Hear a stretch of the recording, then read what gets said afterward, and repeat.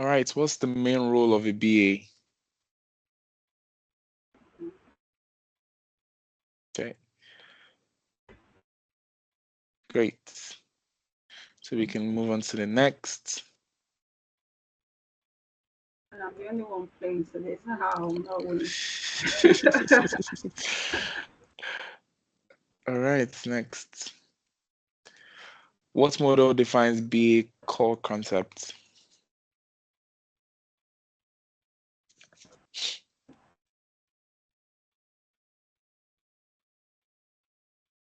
Great, great, impressive. Okay. Right, so this is a true or false question. BAs only work with IT teams. I never know. Okay, yeah. All right, that is correct. All right, so let's continue. What does BABOK stand for?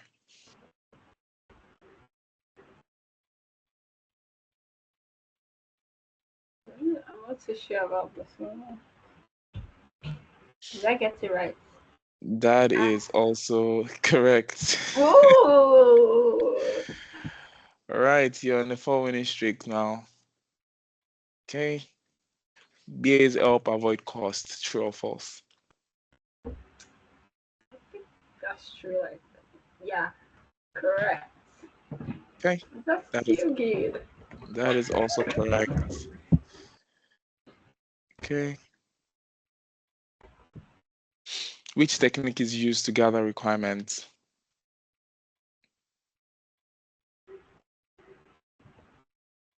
I think these questions are too easy for you. Yeah. All right, let's go ahead. True or false? BAs do not document findings. That's false, right? Yeah. Okay, that's also correct.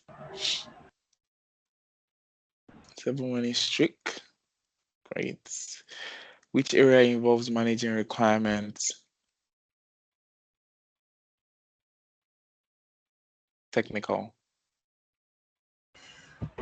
Okay, that is also correct. Requirements lifecycle management.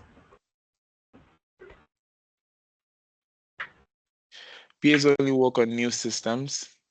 I knew. That's false. Okay, Yeah. that is also correct. All right. Looks like Mary is leading here. BAs present findings to teams, true or false? True. Right? Yeah. Correct. All right. True or false? BAs need formal qualifications. Mm, do you? I'll say false. I'm not sure. Okay, yeah. Correct as well. Um, okay.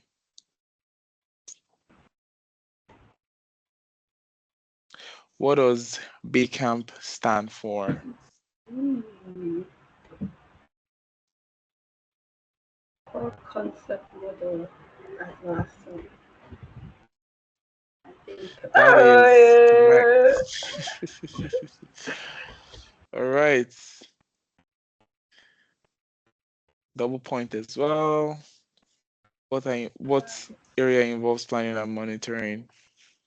Think well. okay, yeah. Okay, that is also correct.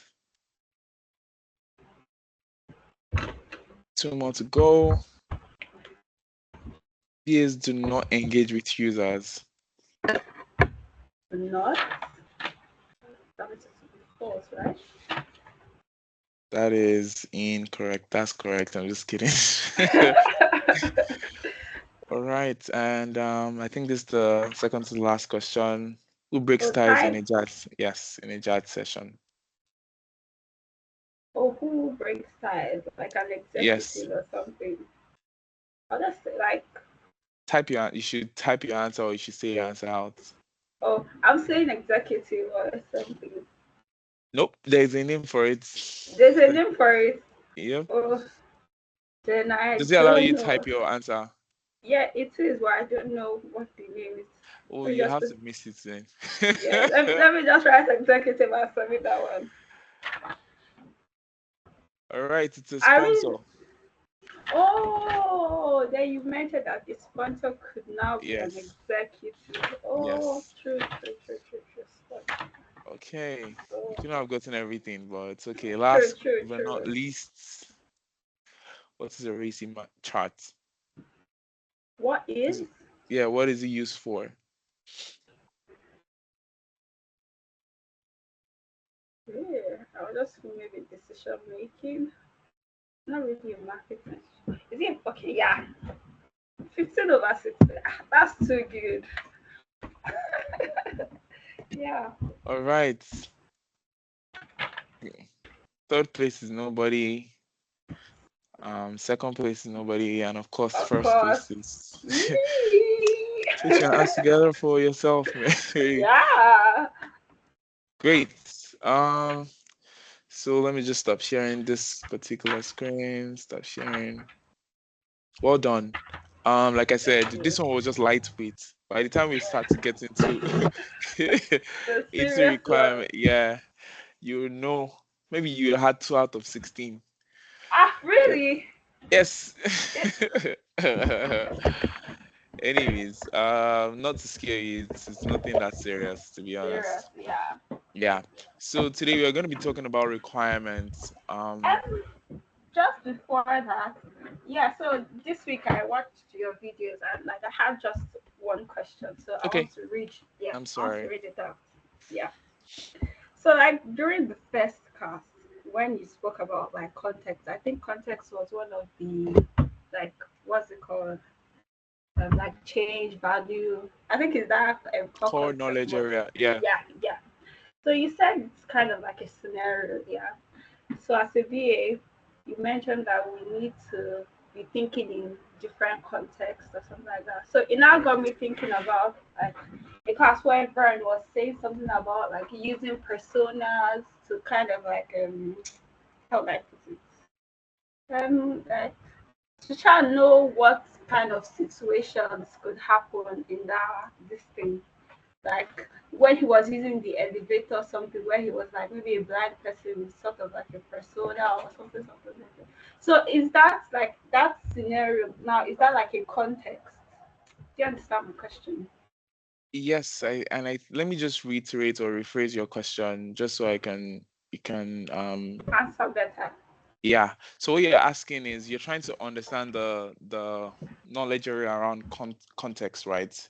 Yes. And so context is you basically thinking from other people's perspective. Yes, the example Vern gave is very correct. You must create personas to think in that context. So you can create personas, different user personas or customer personas, just to be able to think, put yourself in their shoes and think from that concept of, okay, if this was a senior citizen or a disabled person and they wanted to use an elevator, that's a context already. So Oh, you're creating like that persona, and you're exactly just forming what's it called now? You're trying to form a solution out of that context. So context is you just put it as perspective. You putting yourself in the perspective of another person or another user in this scenario. So yes, yeah. that's correct. Okay. Thank you. You are welcome. Any other questions? No, that was Um, my only question. okay. All right. Just give me one moment. So like I said, we'll be talking about requirements. I'll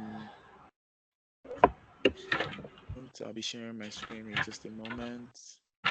We already get into the technical stuff, and the most used word in the BA world is the most used word is in the BA's world is most likely the the requirements. It's always requirements, requirement this, requirement that, and from your knowledge of what a requirement is, what do you think? You don't have to give a textbook definition. What do you think a requirement is? Like like something that needs to be met to satisfy, like whether it's who requires what you need. Like I'm just saying that whatever criteria or yeah that needs to be met for the person that you are meeting to be satisfied, basically that's a requirement. So, Okay, so you said something important, which was criteria. What's a criteria? Don't tell me criteria is a requirement. criteria.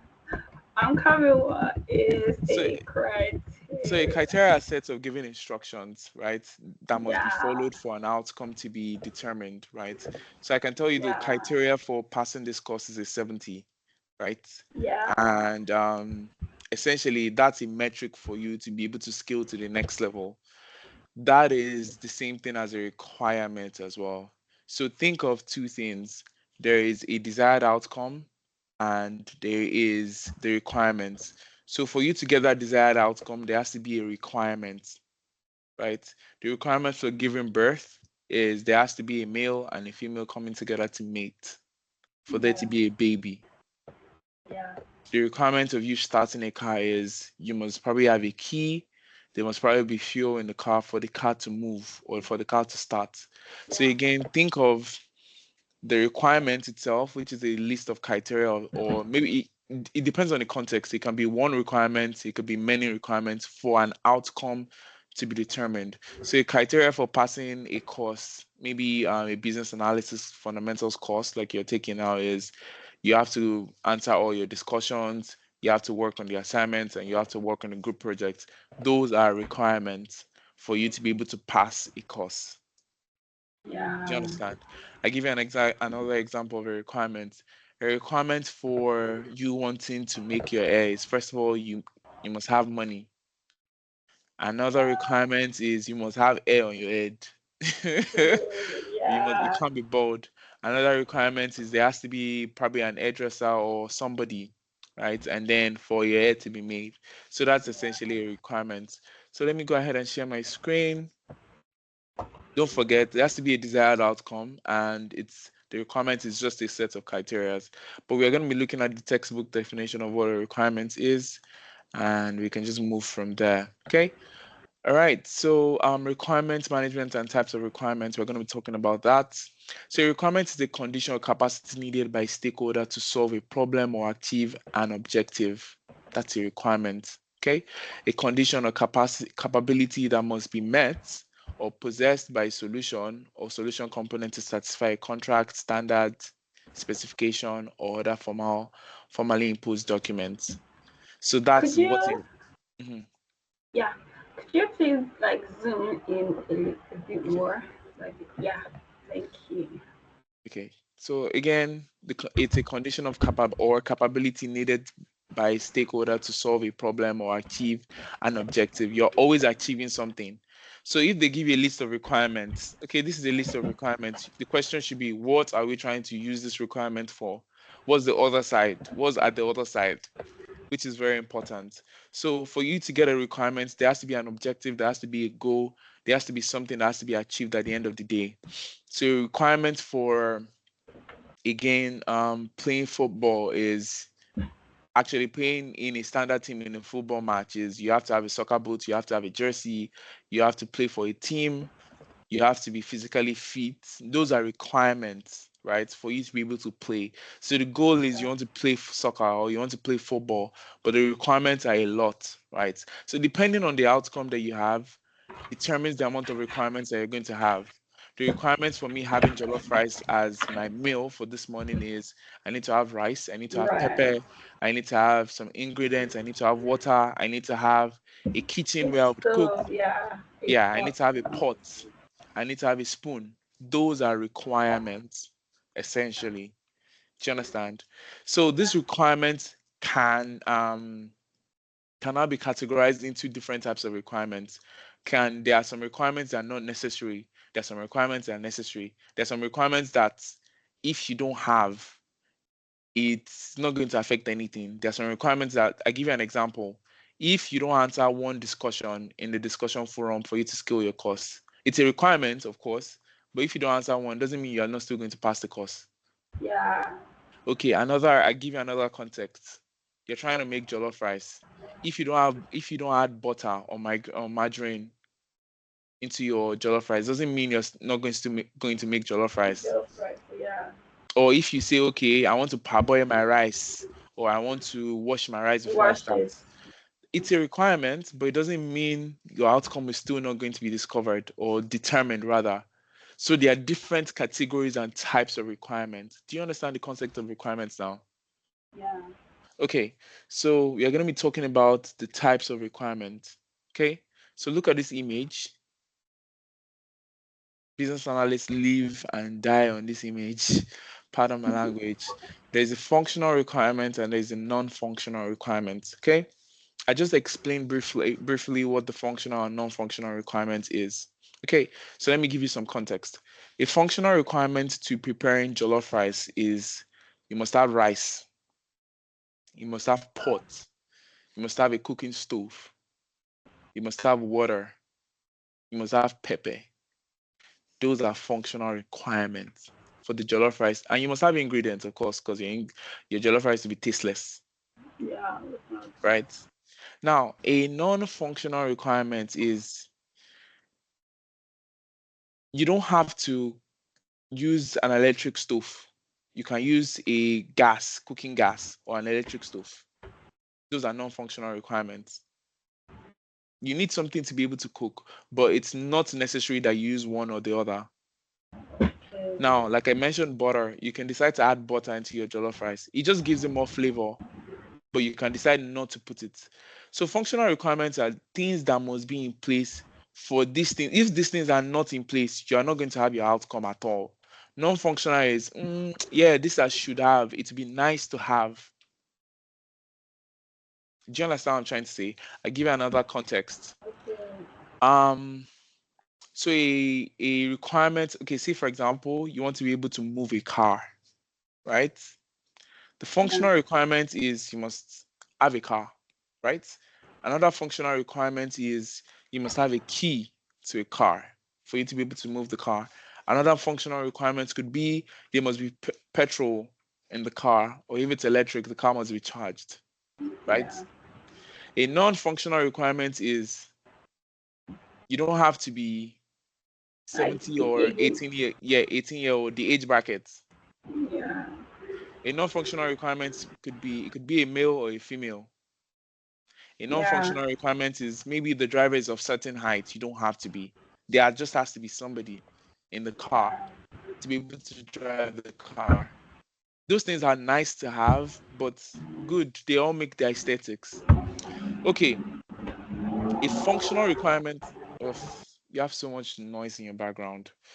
Me, sorry. Yes, It's it's okay. Is he better? I think it was it's, just all these motorcycle guys. it's it's okay. It's okay. All right. Again, a functional requirement, all right, is something that must be in place for you to have a desired outcome. Don't forget, for you to have a requirement, there has to be an outcome. Functional requirements are something that needs to be in place for you to have a desired outcome. Non-functional requirement is something that doesn't necessarily have to be in place, but it's a nice to have for you to have a desired outcome. You're trying to create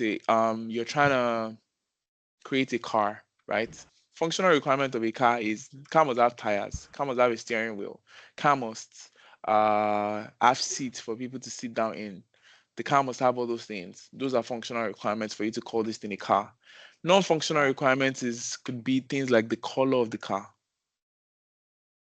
It's Yeah, not the color. it's nice to have, but it's not a must have.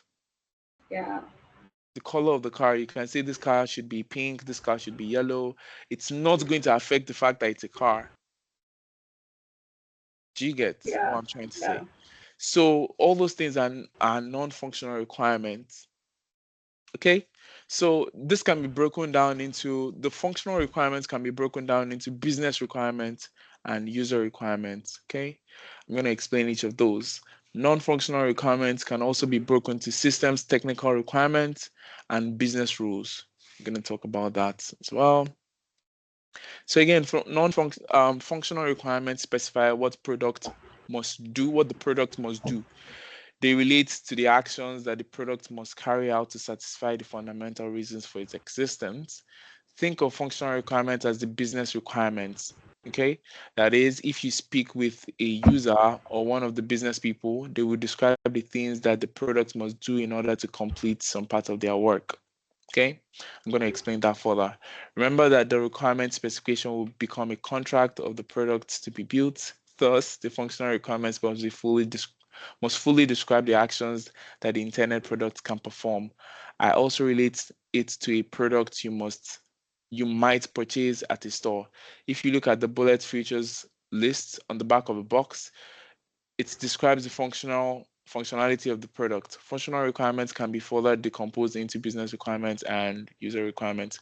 So what this paragraph is saying is, take for example, the last part of it. If you have, like, you bought a biscuit or you bought a chocolate from a store, 7-Eleven, whatever store that you bought it from, you could literally see like the materials used in making that chocolate. Those are the things that have to be in place for the chocolate to exist. Do you understand what I'm Okay, trying to? like yeah, Yes. like its Maybe ingredients or it was yes, made it's from. ingredient. Yes. Those are functional. Like these things have to be in place for this thing to function. Again, Yeah. function is work. For something to work, these things have to be in place. So I throw the question to you. Give me a functional requirement of me getting to school. For me to get to school, what do I have to do? Must be That's just alive. one. One, Okay. Okay, so if you don't have a car and like you live quite far, you need to get a ride or like a bus or something. two. Like use the bus. For me to get on the Mm. bus, what must I have? A bus pass, a bus card. That's a Yeah. functional requirement. Do you understand? Yeah. Now, Yeah. whether I now have the paper version or I now have the card, those are Okay. non-functional. Yeah. But I must have a pass, Yeah. right? Okay, so go ahead. Then from there, I must be able to walk. I have walking Yeah. legs to be able to walk to my Work. classes, Work. Yeah. right? And I must also be a registered student of the university for me to be able to True. attend this class. True. So those are True. like True. True. those things must be in place. You cannot move to the next thing, not even you cannot move to the next thing.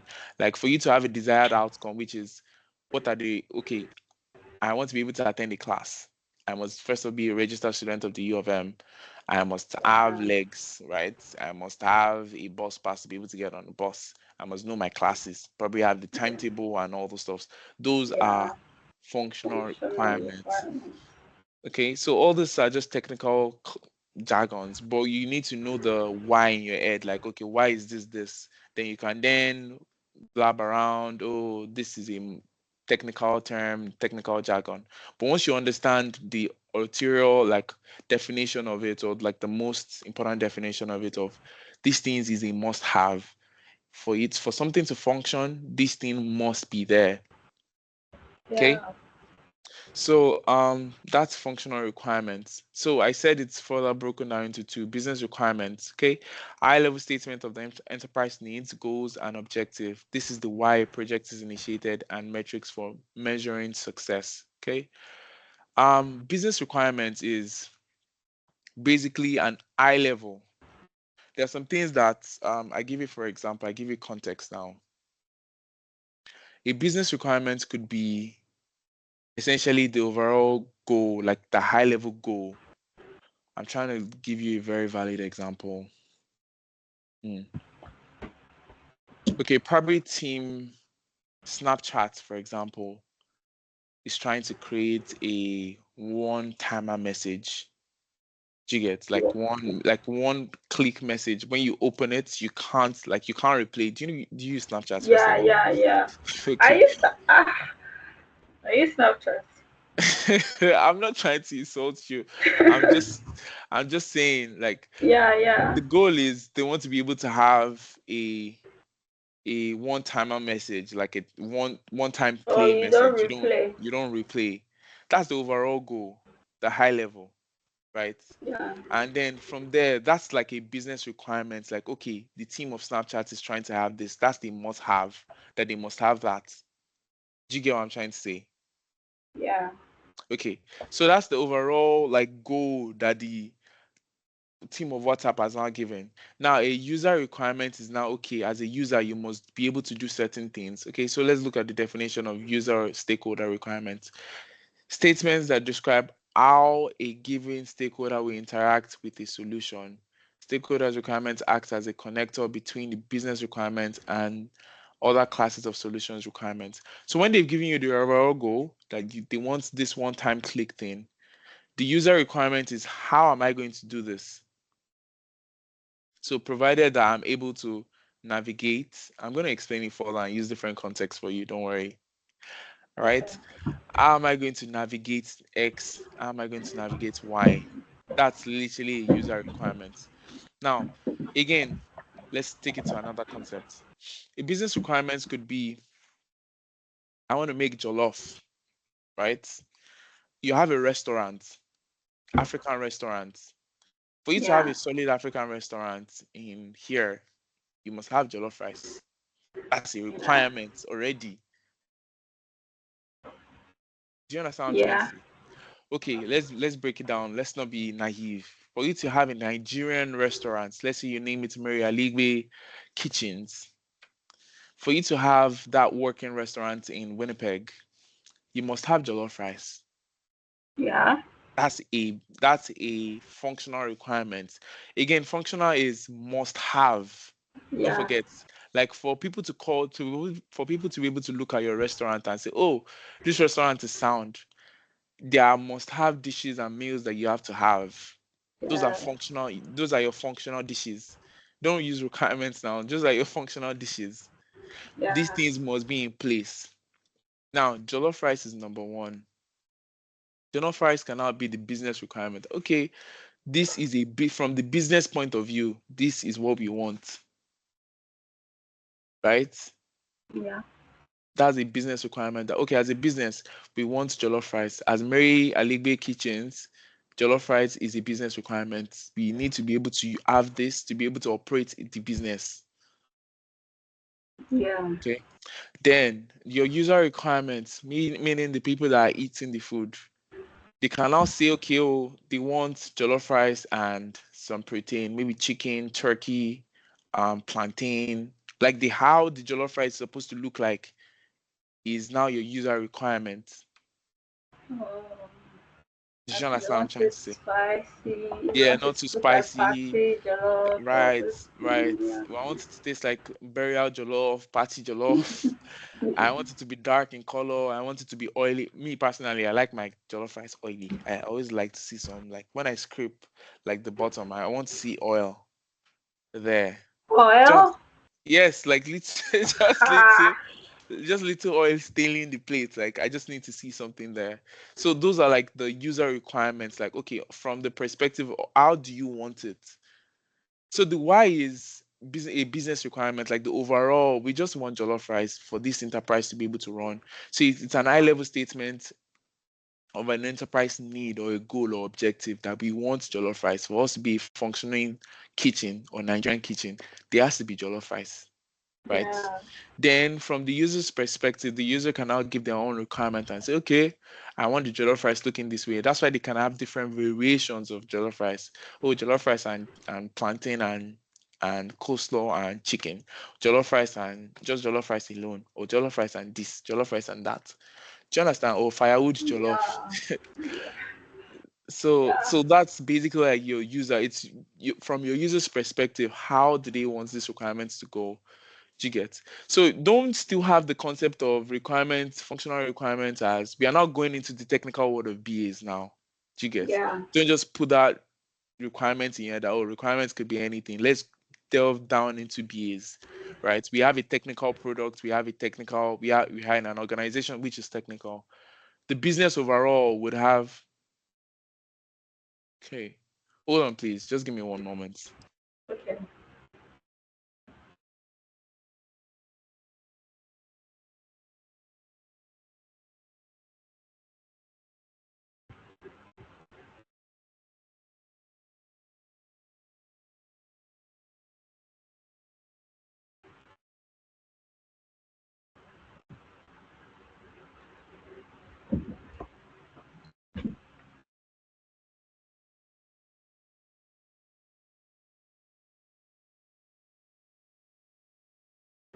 I'm so sorry, Mary.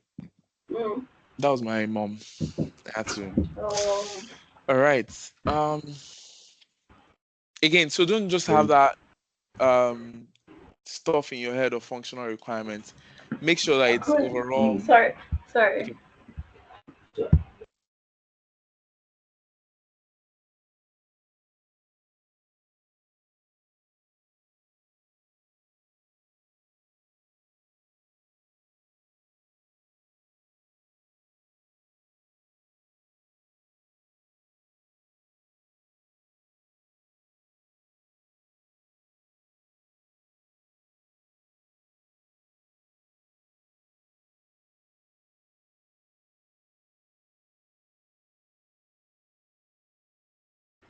Yes.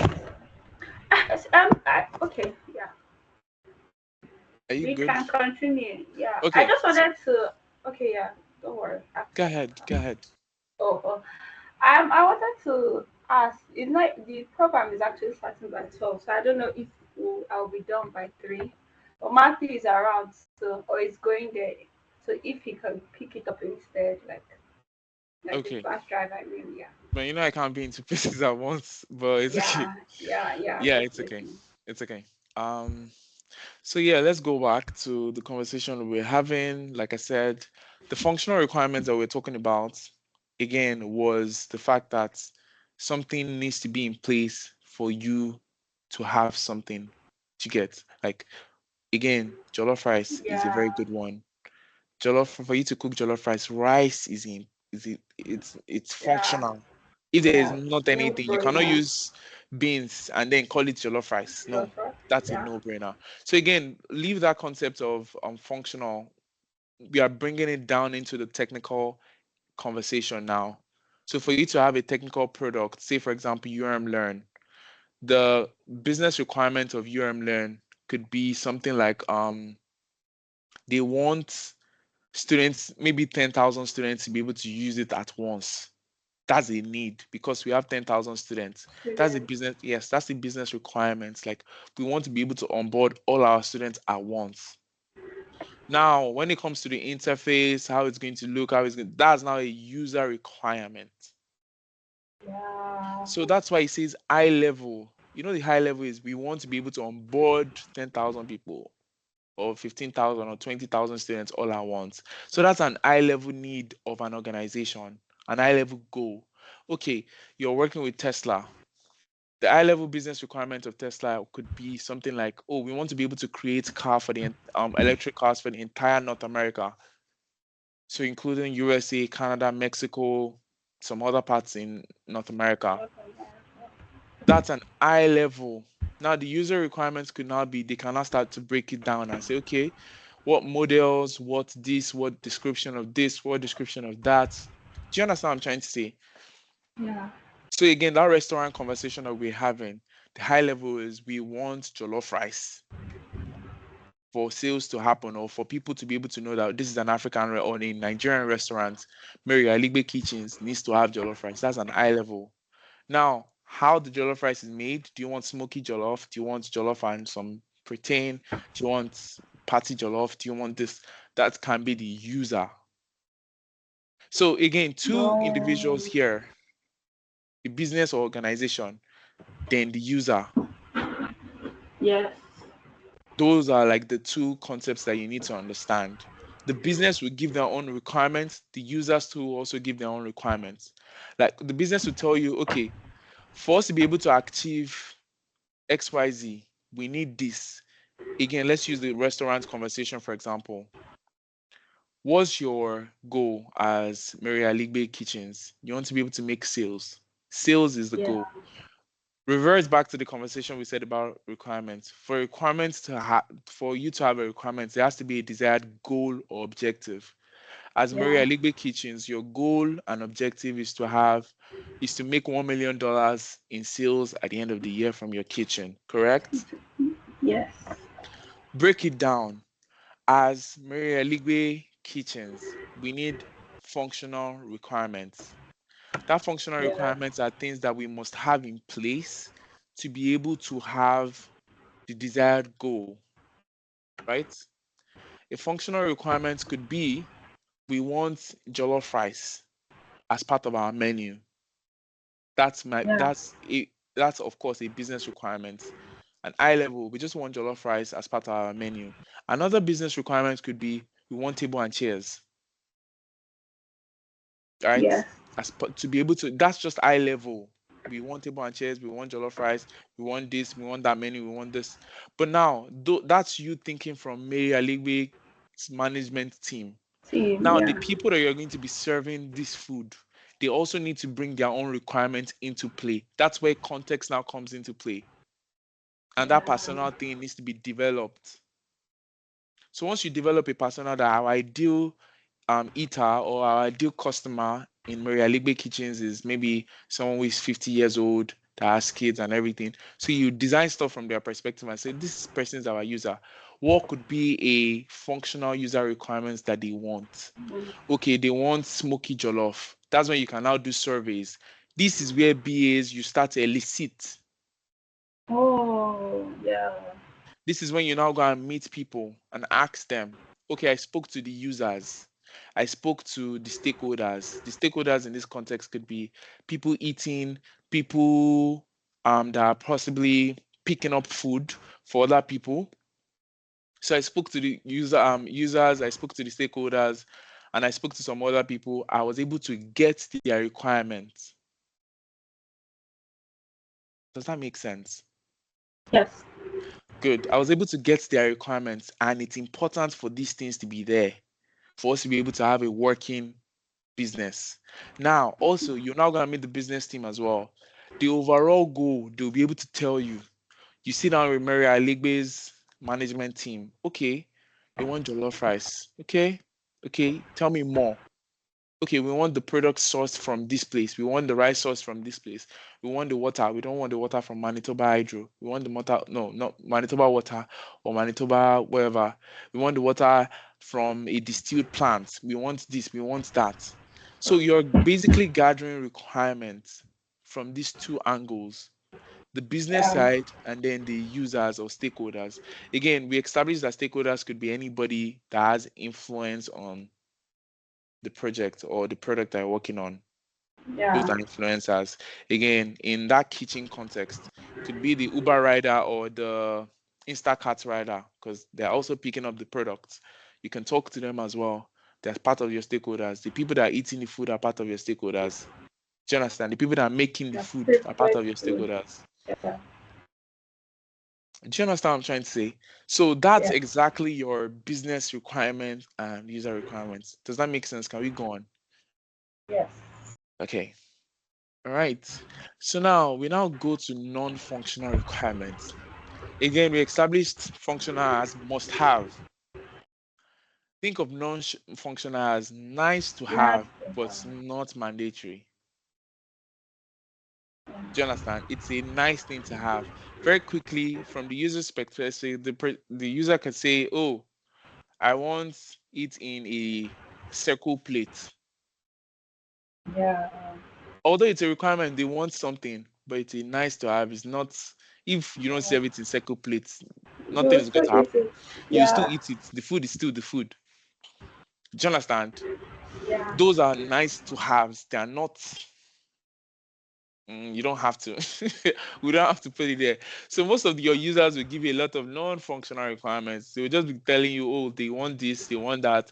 But these things you just throw them to. These are non-functional. You don't really need this. It's a nice to have. Yeah. As the manufacturing engineer in Tesla, do you have to produce these cars in pink color? No, No. or in rainbow color because of the other people? No. LGBTQ.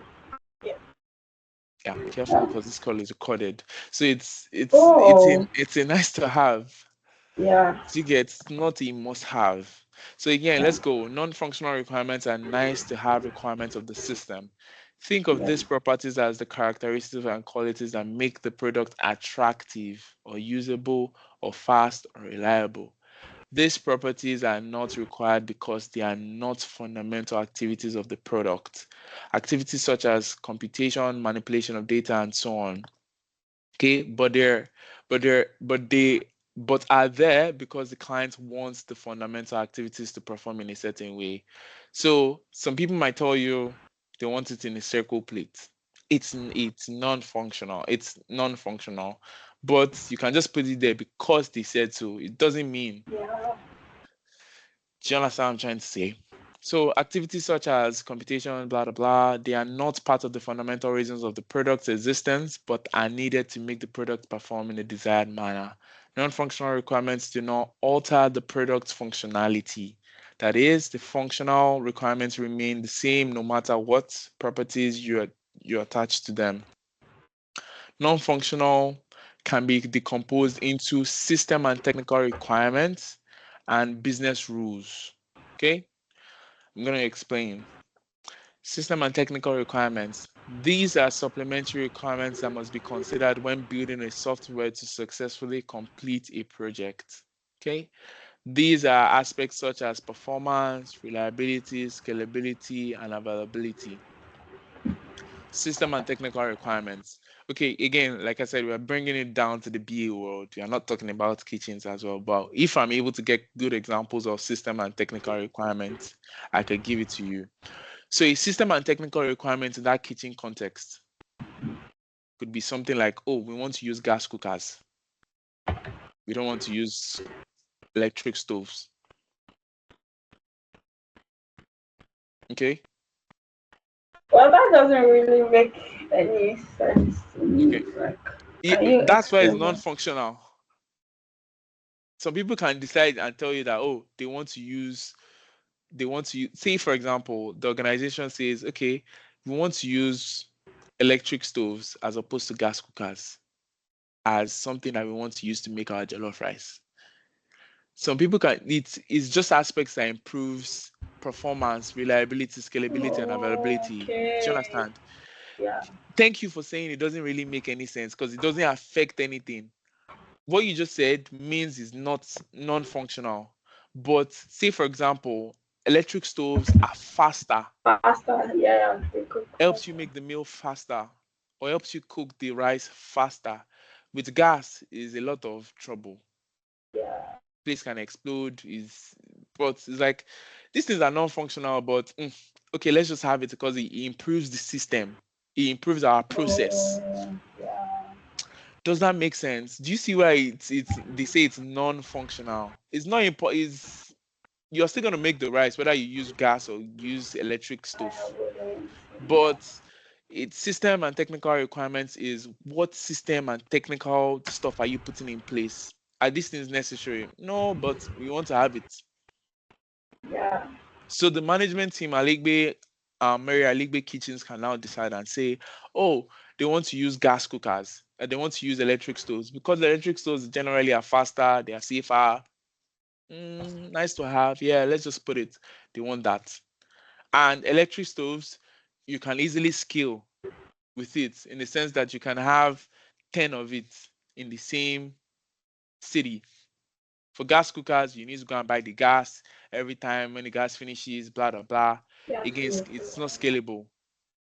Availability, electricity is available, so we want electricity there. Yeah. In terms of performance, is very, very good. It's better. Reliable in the sense that it's not unreliable. Sometimes you might not even know the gas is finishing. With electricity, as long as there's Yeah. jiggers, as long Right. as there's light, the stove is good to go. Yeah. Do you understand? So it's Yeah. again, it's a non-functional requirement in the sense that it's nice to have a gas cooker, it's nice to have an electric stove, but it's not a must. Like you must have, Yeah. oh, do you get it? So when you said it doesn't really make any sense, that makes it or that qualifies it as non-functional. So imagine your team arguing on saying, "Oh, we want electric stove, we want this, we want that." It's non-functional. Do you understand what I'm trying to say? The question is, you must Yeah. have a way to cook it, which is the functional one. Whether you use Yeah. this or whether you use this, it's non-functional. Okay, got it? Yeah. So let me give one more example as regards system and technical. Let's use um a technical term now. Okay, so I'll have said okay, so you're trying to submit your assignment, right? You can Yeah. either submit through URM Learn or you can submit through email. Yeah. The question is, you can actually always submit, but you design the system in such a way that you want people to submit through URM Learn. Yeah. It's not as if people can't still submit the assignments, whether in person, online, or anything, but you just want a situation whereby you want something that has good performance, that is reliable, that is scalable, that can 10,000 people can send the assignment at the same time. Yeah. And you want something that is readily available. Sometimes the email address of somebody might be deactivated and it's not available, and the person could miss your assignment. Yeah. Do you understand? Yes. Okay, so business rules is another non-functional requirement. The business rules captures the policies and practices that are applicable to the business, and it places constraints on how the functionality of the system should be enforced or utilized. They are classified under non-functional requirements because without them, the system can still function. So business rule could be, I give you an example. Again, the business rules. The business can have a policy on something, but it doesn't affect the fact that you can't still make the jollof rice. Maybe I give you an example. An example that comes to my head is there could be a rule around, oh, we don't use these types of water to cook, Oh. or spoon. Do you understand? The business rules capture, like, it might be little things like policies. Maybe let me give you an example. Before you submit your assignments now, you must have a URM Learn logo on it. That's a business rule. But it doesn't mean people can still submit their assignments. Yeah. It's just a rule of the business, but doesn't cause the fact that you can't still make this thing. Okay? So it's the business rules captures the policy and practices that are applicable to the business. The culture, say, oh, this is how we make it in Aligbe kitchens, or in Mary Aligbe kitchens. We usually parboil our rice, or we usually wash our rice thoroughly first. Those things are business rules, but it doesn't affect the fact that you can't still make the jollof. Those are just general policies. Yeah. Do you get? Another policy could be that maybe you could have maybe a requirement whereby once people eat the food, is no refund. That's a requirement. Like, oh, from the business requirements, you want people to be able to say, okay, once people eat it, you want them to have no refund. That's a business requirement. But it doesn't mean that the jollof rice can't still be made because you have no refund policy.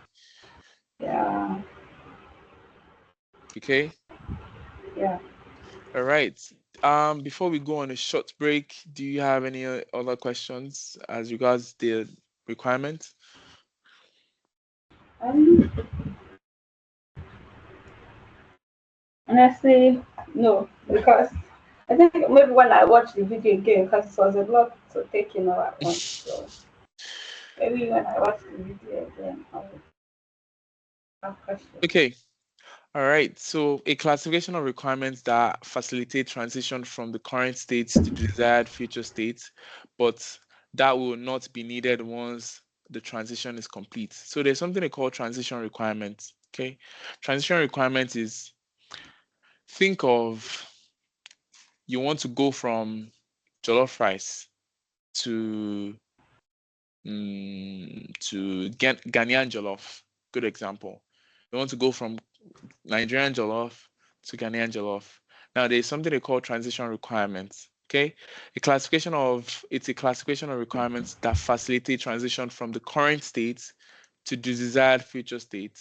Okay, but that will not be needed once the transition is complete. They can be called requirements underdog. Okay, so I give you an example of a transition requirement in that context. You want to make this jollof rice go from Nigerian jollof to Ghanaian jollof, although I don't know how they prepare Ghanaian jollof, but I'm just gonna make something up. Say, for example, they add a lot of salt, or they add a Yeah. lot of one special type of ingredient, right? Those things, they are requirements for you to go from, again, look at my hand, for you to go from this to this, there has to be this.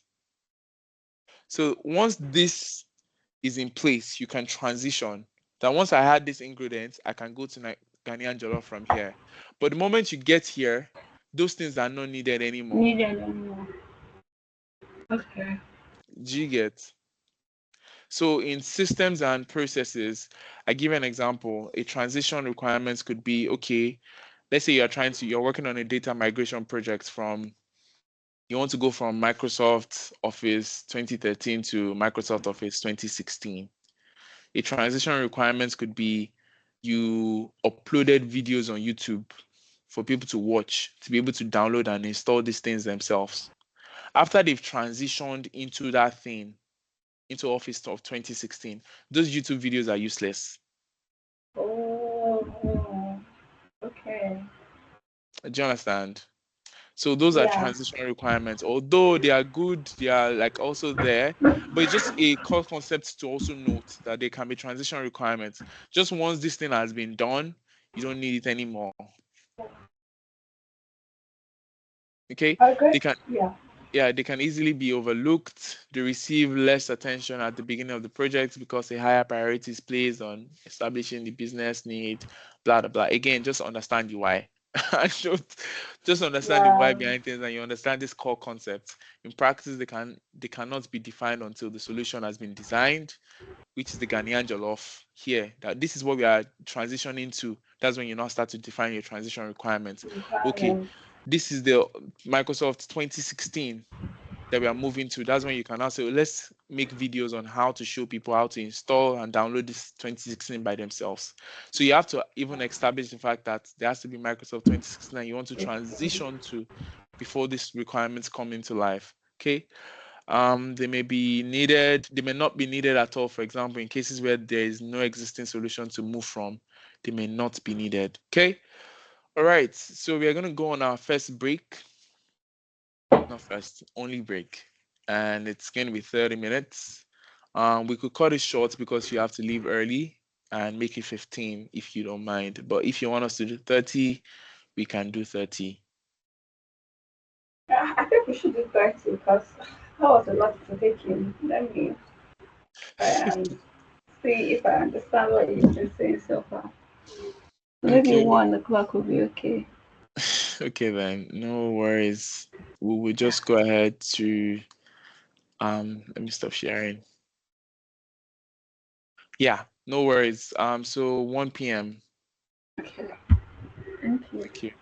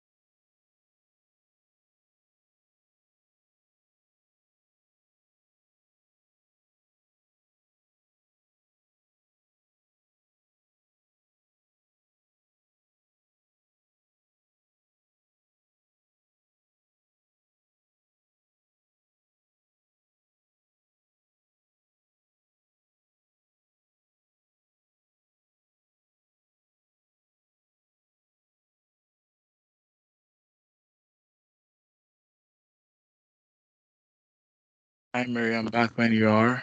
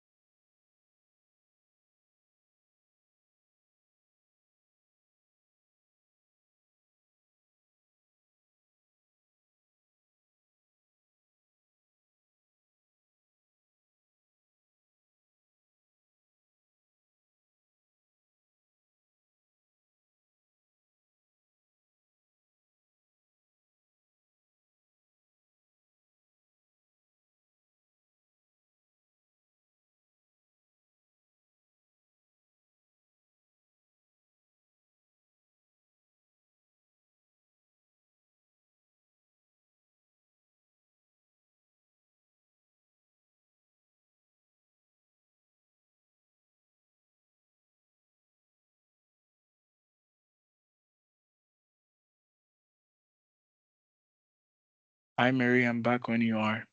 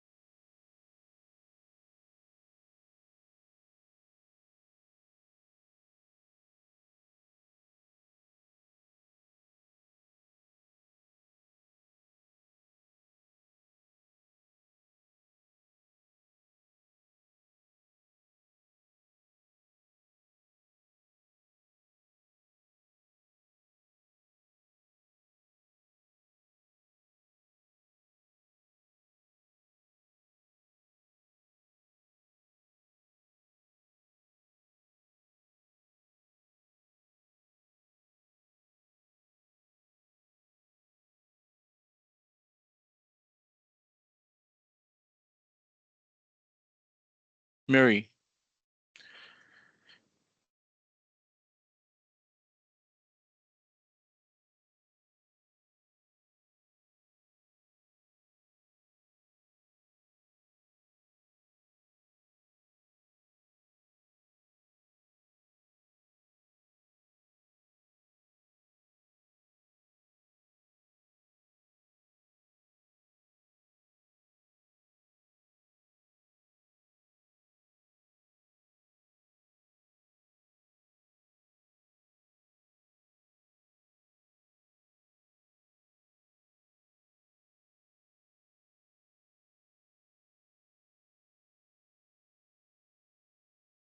Oh, thank you.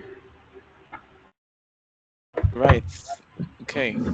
Sorry for the It's delay. okay. It's okay. It's okay. We are just gonna take.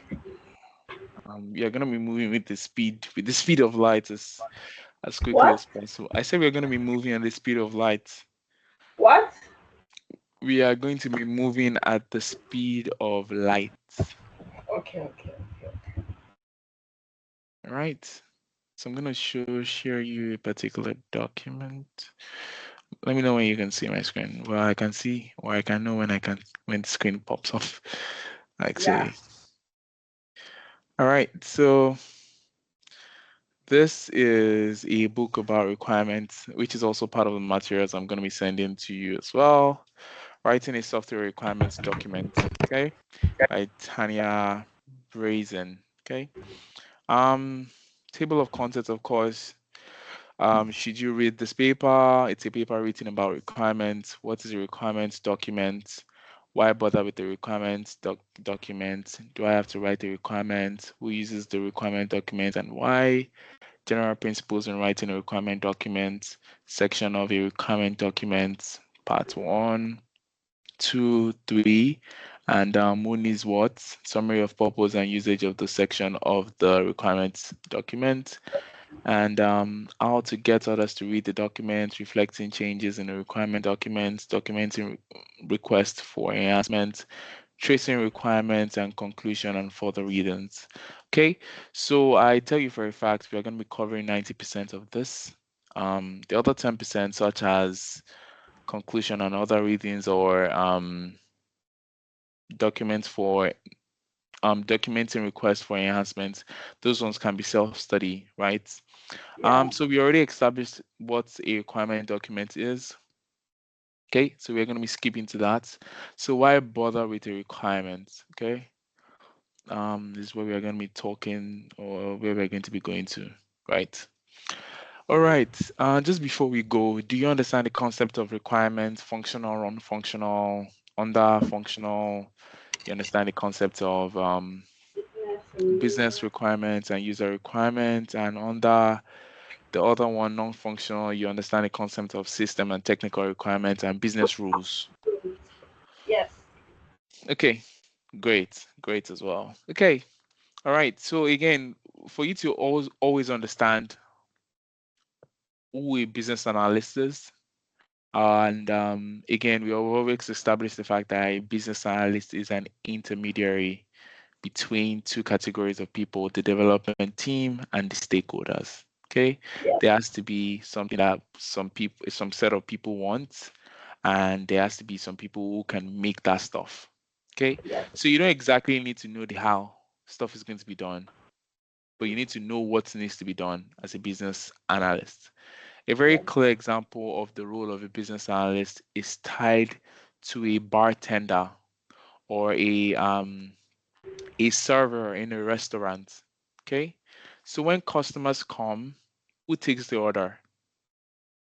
The server. And most times, do they write it down? Do they write it down? Do they write what your order is? Yes. Why do you think they write it down? Because you can't remember every like single person, so just to remember and One. So let's create a context. You have a group of 4 people, right? yeah. That come to your restaurant, Mary Aligbe restaurant. You have a server, right? Just group of 4 people. Why do you think the server should write down their orders so she can remember, or so he or she can remember? What's another reason? Yeah, like if everybody's own can be a bit different, so Good, what they want could be different. So you need good, to write it down so that you give them so that they're all satisfied basically. good, Actually, by the time you go to the kitchen and tell the kitchen people that this is what you want, it's better to have a paper where they can see it because telling them they too might like there will be a lot of work and a lot of clients or customers good, and everything get mixed up. So it's better to good, write. Yeah. good. And do you have, can you think of more reasons why they need to write it down? Why they need to write down the orders? Okay, so like if they happen to like maybe be doing like analysis now of like how many people like this particular thing or order this certain Mm-hmm. amount of food. All those Mm-hmm. type of papers, if they are collated or something, could give them all those type of information. Good, good. Now, that's a very good example. Think of what that server is doing as the role of a BA. Okay? The Okay. server is the BA. The customers in this context are the stakeholders, right? Yes. And then the people in the kitchen is the development team. What that server Oh, is yes, what that server is writing down is a list of requirements. yeah. Okay? So it's a list of requirements, and I from this point on, I don't think I should explain. Oh, I'm sorry, I'm not. My video is on. I don't think I should even explain any more reasons for that. You already get the full concept of it. Okay. So Yeah. again, the server in this context, yeah, is the business analyst. The customers Yeah. who are ordering the food are the stakeholders, and then the Yeah. kitchen staff. Think of them as the development team. Yeah. When you get into a restaurant, the server comes to meet you. You place an order. Oh, I want this. I like this. I want this. I want this, and that. As the server, just so you don't forget, just so you can better communicate to your kitchen staff, just so Yeah. you can also have those things documented, just in case they say, oh, I didn't order for this. Yes, you did, because I wrote it down. Yeah. So as a server, you write each and every step of the way and say, okay, they want this, they want this, they want this, they want this particular thing. Or they want this preferable with ice. They want this preferable not too spicy. That's when the functional and non-functional requirement comes in. Okay, if you guys have BIF, you can add some this and on the BIF, but if you don't, please just put this, add some sides with it, right? So Yeah. what you're doing there is the job of a BA. You're No. basically the intermediary between the stakeholders and the development team. What your job is carry requirements and take requirements from from the customers and go back to the kitchen staff and tell them this is what they want. Okay? And most of the time you realize, if you remember when I said that BAs, what you also do is you also confirm and you have the approval on what you've actually written down, just so it doesn't get to the future and then you've developed the entire thing and they're like, I didn't ask you for this. No. Once Yes. you've taken down those requirements and those orders as a server, they repeat it to you and say, oh, okay, you ordered this, you ordered that, you ordered that. Is this correct? The moment you say yes, they then go back and give it to their team. Think of that entire process as what a BA does in an organization. Okay? You're Yes. basically the one that takes a list of requirements. People have come to you. Now, these customers can now be, or these stakeholders can now be internal and external. We already established that fact. No further talk on that. Okay? Yes. They cannot be internal and external, but you sit down with them, you ask them that, okay, this is what you said, this is what you said, this is what you said. Is this, am I correct? Yes, then they can sign off of it. Then you can now take that back to the team and say, look, this is what's going on. Sometimes the team can tell you that, oh, we don't have this in the kitchen. Do you mind? Ask them if they mind something else. You go back to them and say again, okay, we can't build this project. Okay, I think this and this and this and this is what we can do because my team has told me that we can't build this project. Do you understand? There's some Yes. times whereby some customers will tell you that, oh, hi Mary, I have a 10,000 naira budget. Okay, I need to build an app. There's sometimes relate that to when you go to a restaurant. Oh, hi, server XYZ. I have a 10,000 naira budget. What do you think I can get? Then you can recommend. Yes. Do you understand what I'm trying to say? Yes. So documentation as a BA, you need it because of these two categories of people to be able to show the development team and say, look, um I documented the requirements and they signed off of it. This is what they want. And also once the product is done, just so they don't come back and say, oh, I didn't order this, I didn't order this, I didn't order that. You need to be able to confirm it from them just before going back to your development team, Yes. right? That process makes sense, correct? Yes. It does. All right. So why bother with the requirement documents? The answer is pretty obvious. Again, which is you haven't written down what the application is supposed to do. How will you know what to develop, and how will you manage your customers' expectations? Simple Yeah. and straightforward. Okay. Obvious though, the need may seem. You often will have to preach the gospel of requirement documentation far and wide your organization, unless your organization already follows like a development process. Again, if you find yourself that you get into an organization whereby requirements are not documented, please enforce that requirements are documented, because Yeah. you will have a lot of troubles with people saying, no, they didn't say this. These other guys will be saying, no, they didn't say that.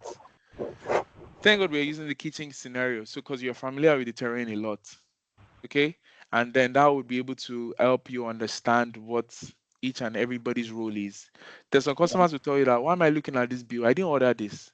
Yes, you did. You can now show them the document and say, you even signed off this when I read it back to you. Yeah. And that's why you must always document it. Okay. The main purpose of a requirements document is to serve as an agreement between the developers and the customers on what the application will do. Yeah. The reason for taking that small note in the restaurant is because that serves as an evidence that, okay, I heard you right. This was what the customers requested. And this is what the kitchen staff is also going to look at to make what the customer requested for. And that's why your requirement document is important. Yes. Okay. All right. In many cases, the agreement is enforced with a legally binding contract. In many cases, in developed organizations and stuff, they usually have written, signed by this, signed by that, because you could be working on $100 million project, and at the end of the project, they tell you, Mary, we didn't ask you to work on this. Where do you start from?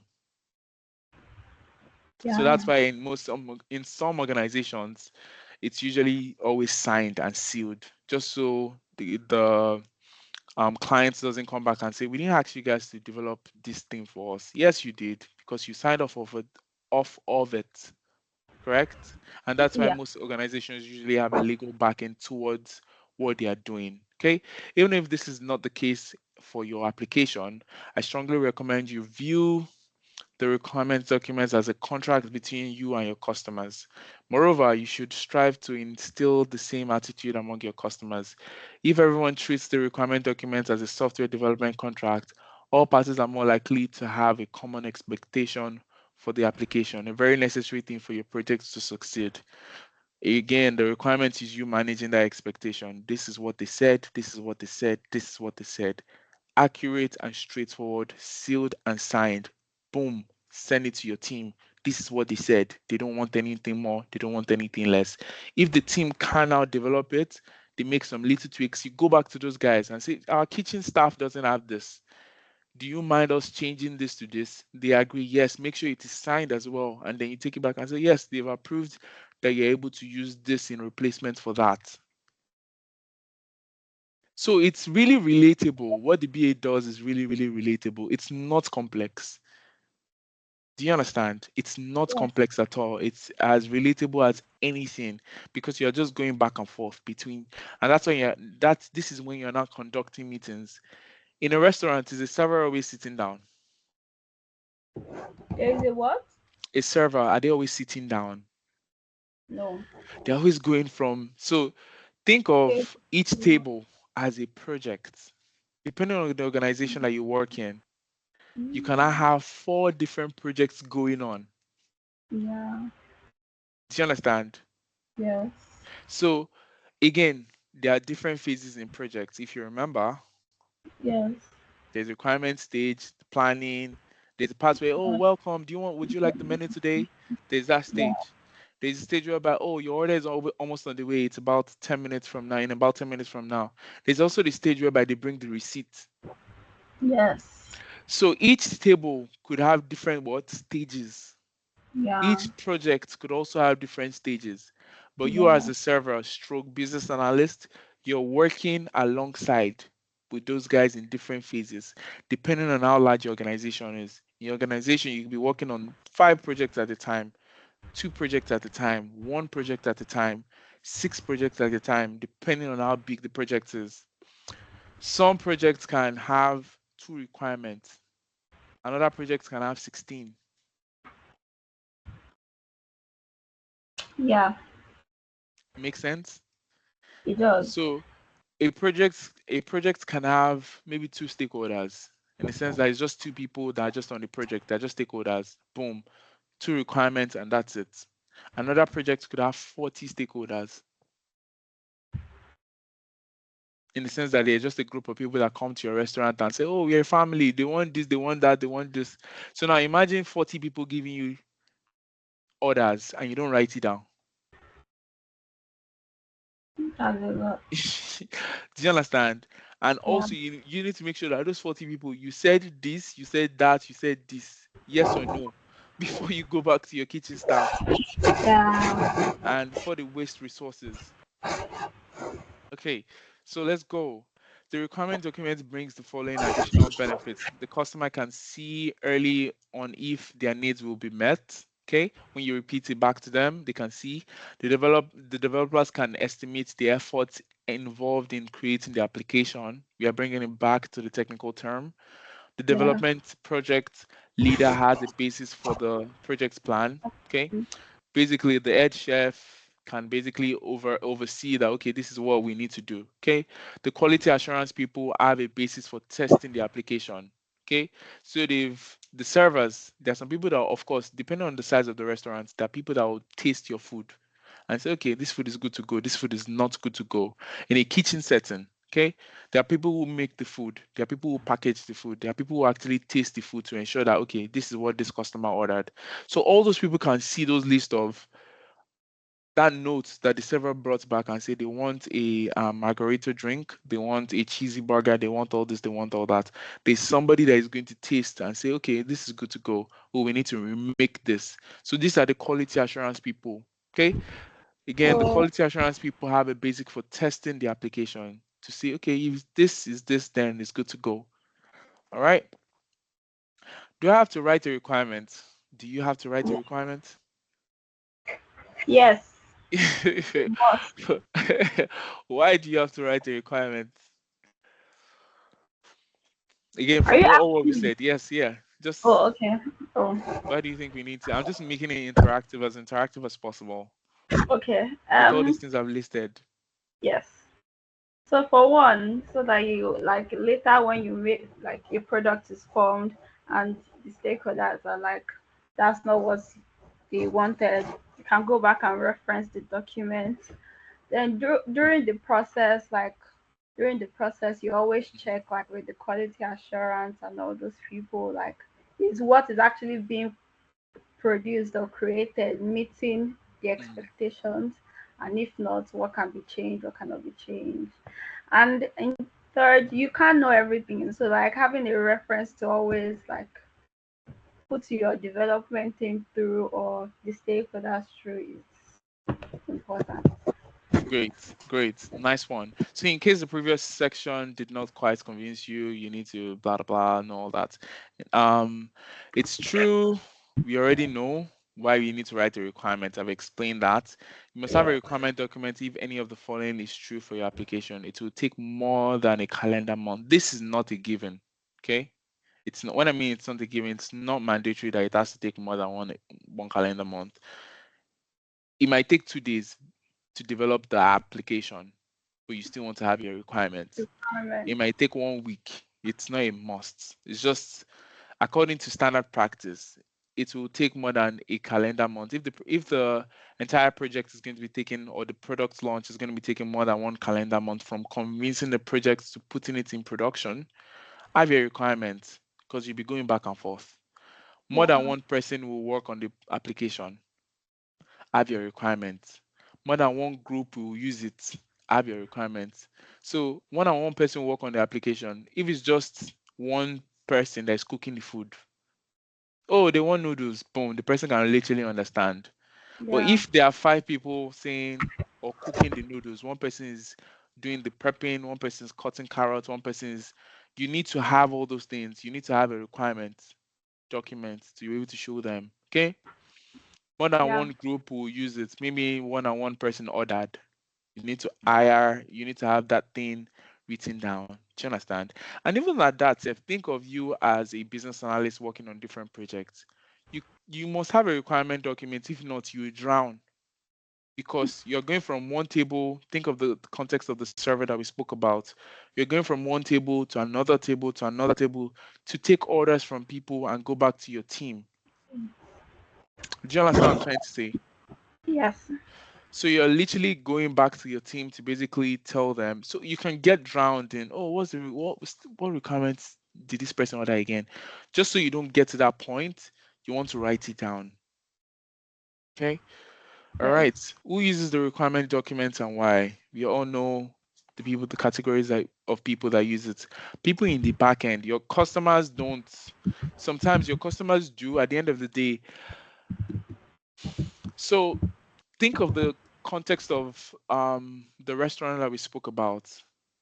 Who can use Yeah. the requirements? That requirements that they gave to you, that they said to you at the end of every order, at the end of every meal, or at the end of every service that you've given to them, that requirement comes back in a receipt Yeah. It where they pay does. for it and say, okay, this, and imagine there was a receipt, he just showed you the number, he didn't show you what you ordered. It pays for. Yeah. I But get. the thing that they ordered for needs to come back in a receipt and say, okay, this and this and this was what you ordered, and this was what you paid for. Now, and this was what you ate rather. Please pay for this. Take that same context. Okay, Mary, your audio is unstable. When I mean the audio, like you're trying to do something in the background. Me? Yeah, like you're rubbing Oh, something against the oh, microphone. oh, Okay, sorry. so it's okay now. It's okay. All right. So take that back to the conversation that we're having of with people, right?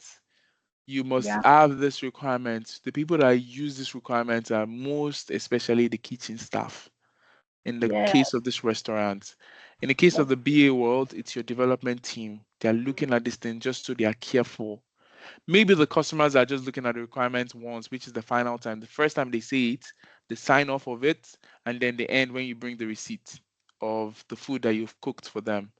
But for the development team in the back end, the kitchen staff and all those guys, they are essentially looking at that requirement as a guide to making this stuff, to making the entire meal for the customer. Okay. So while the same person who often plays more than one role is given a project, it's mostly useful to consider how every role on the project uses the requirements. Okay, so let's see the various roles of people that use the requirements.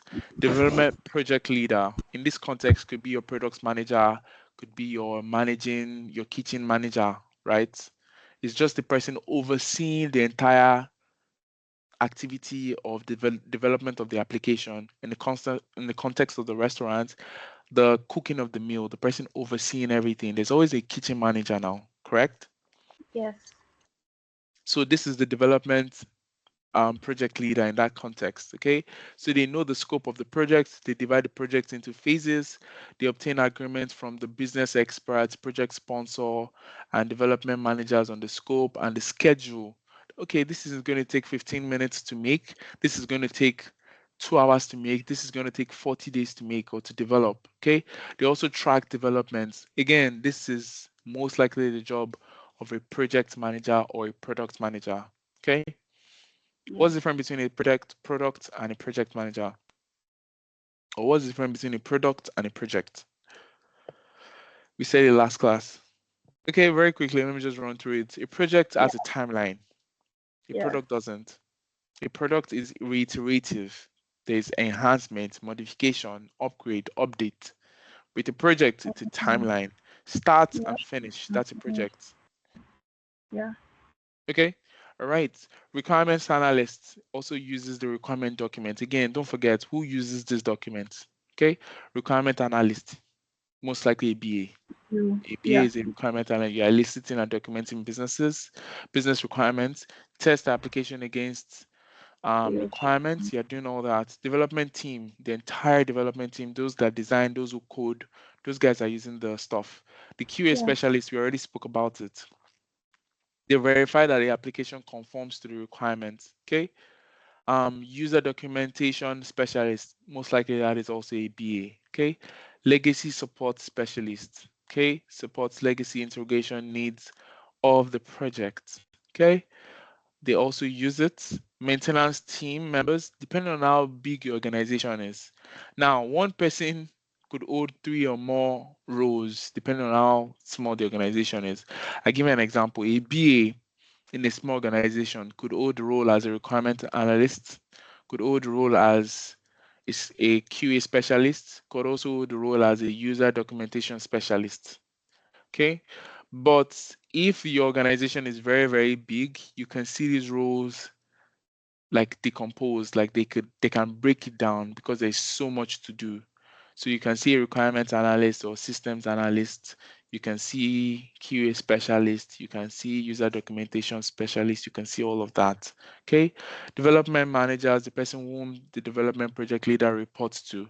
This can be like vice president of product management or director of product management, someone who your boss's boss reports to. Okay, project sponsor. Okay, provide the motivation for the project. This person could also be the same person. They could also be the project sponsor. Okay, business expert, often designated by the project sponsor. Confirm that the requirement reflects the business needs. Okay, and they also sign off on the planned phases and scope. All right. yes, Okay. Great. All right, general principles in writing a requirements document. All right. We're going to be writing a requirement document hopefully in this class before the class ends. I'm just trying to conserve time because we have 30 minutes left. But Yes. if you can't finish up today, again, we achieved so much. We did the Kahoot and then we touched on requirements. We can just finish up next week. All right. General principles in writing a requirement document. The previous section, I don't need to talk about that. We already understand that. Avoid unnecessary work in the sense that do not do any work that costs you more than it's worth to you. Okay. You don't have to be going far and beyond and then having to like what that basically means is you want to work smart, not hard. You could basically take some transcripts of some meetings, listen to that meeting once, take that transcript of that meeting, and basically get a summary of it. Yeah. Okay. The interview that you were eliciting could have taken 2 hours. You just got the Yeah. transcript of that meeting. You read it through. Of course, you can still remember and you can pick a few points as opposed to you going through 2 hours conversation. Yeah. Or you could just read the transcript or watch the video once, also then read the transcript, summarize it, and then boom, you're good to go. As opposed to you writing each and every step of the way. So you want to avoid unnecessary work. Okay. First, I did like to state that I will call the least work principle. Do not write. Do not do that. Okay. The principle is very general. It requires conscious interpretation in every workstation to be useful. For example, I always clear my desk before I leave office for the day because seeing a desk piled high with papers first thing in the morning ruins my mood for the rest of the day. These are just non give non it doesn't have to work for everybody, but it's just yeah, just keep everything simple, keep everything tidy, right? Have your little sticky notes just so you don't miss anything out. Okay. Tailor the structure and level of the detail in your requirements documents to the nature of the application. If the application takes 2 weeks for you to build it, the odds are that you are going to be having a cumbersome documents are very, very low.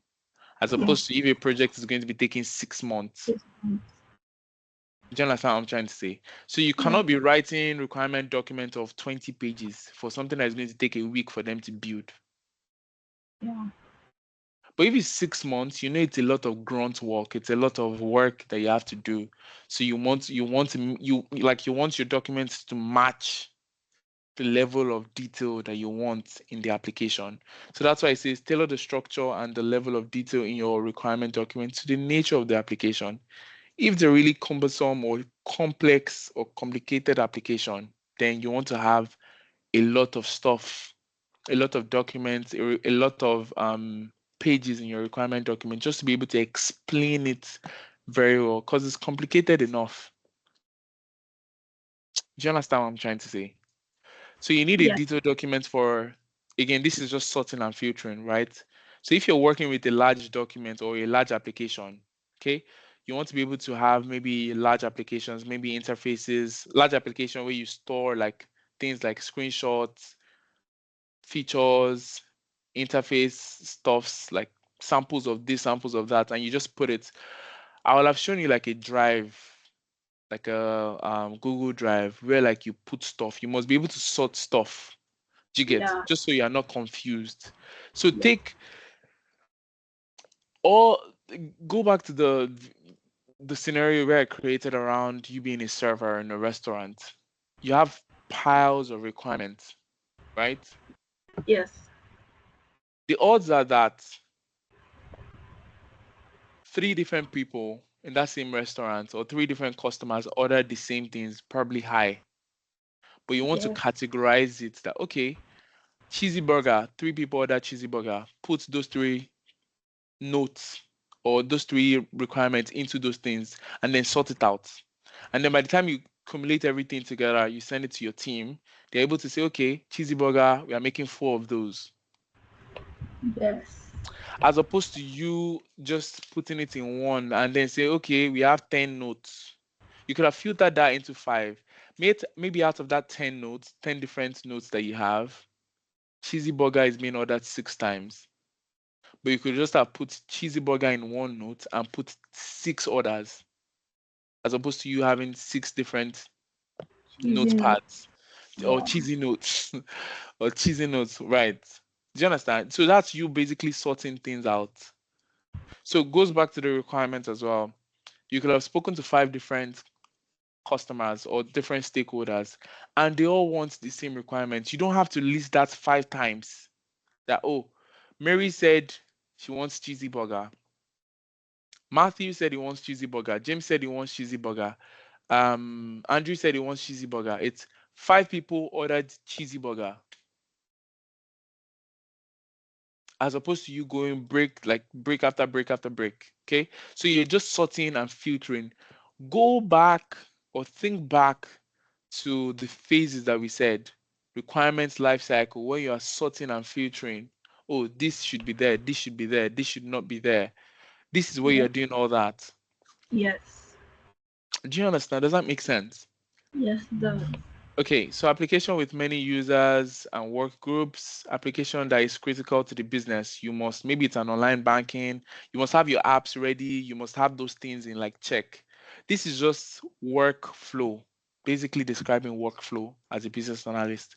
You must be able to sort things out because you cannot be informed, like you will have a lot of information overload. Think of you talking to 20 different people at the same time and you having requirements, but you not being able to filter this to that to this. What makes you what makes you very good as a business analyst is you're clearly able to communicate, you're clearly able to document, and your workflow is seamless. Let me ask you a question, Mary. Why will you tip a server at a restaurant? Me? Yeah, why Yeah, will you for tip a one, server? like if their service was great, like they really listened to what I had to say, like passed the information clearly. They were swift with bringing food that I ordered and things like that. You definitely want to tip for those reasons. What if they communicated to you in a rude way? Ah, I would not even want to eat the food again. Like, That, do you see why communication is important for a BA? yeah, yeah. Okay, so what if when they were taking the order, they didn't ask you, are you sure you want this? Or they didn't recommend anything else to you. They just took the order, okay, this is what you want. Okay, bye-bye. Is that a good service? No. Or they said, oh, Mary, you said this, you said this, you said that. Yes. Imagine you told them something and they brought something else. Yeah, you ask them like this is not what I ordered. Same thing. What you're just saying is the same thing BAs do, right? For you Yeah, to be a very, very good BA, you must be a good listener. You must be a good communicator. You yeah, must be able to allow people to express themselves. Okay, this, and walk them through it. Remember when I said walk them through it? A lot of customers just say, oh, I want something very, very snacky, blah, blah, blah. As a BA, you need to be able to walk them through it and say, okay, would you like this? Would you like this? Does it make sense for you to have this? Does it make sense for you to have that? Do you yeah, understand? You can then show them wireframes and screenshots of, okay, do you want an application like this that looks like this? And suggest, oh, yeah, yeah, yeah, yeah, we should be able to do something like this. And that is what makes you a very good BA. It's not just you listening, because most of the time people come to your restaurant and they just feel hungry, but they don't know what they want to eat. As a yeah, BA, your job is not to make the food or know how to make the food. Your job is essentially to be able to help them with their cravings or help them explain their cravings, and for the kitchen staff to be able to develop what they had said or to be able to cook what they had said essentially. So as a business analyst, your job essentially is not to create the application. Your job is not to code the application out.